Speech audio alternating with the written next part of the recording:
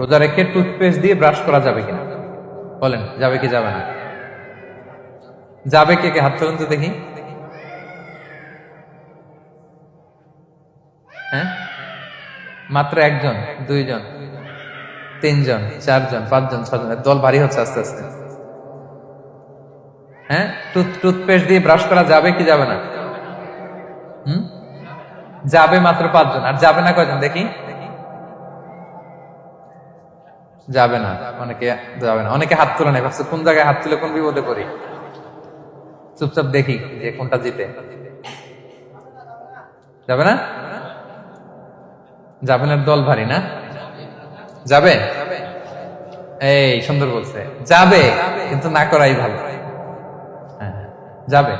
Toothpaste দিয়ে brush করলে রোজা ভাঙে না, তবে যদি খুব স্ট্রং টুথপেস্ট হয় এগুলো ব্যবহার না করা ভালো। দিনের বেলায় মেসওয়াক করা ভালো। হ্যাঁ, মেসওয়াক করলে ওইটা সবচেয়ে সেফ। তবে যদি আপনি টুথপেস্ট দিয়ে ব্রাশ করেন আপনার রোজা ভাঙবে না ইনশাআল্লাহ। কেউ কেউ মাকরু বলেছেন, কিন্তু আপনার রোজা ভাঙবে না।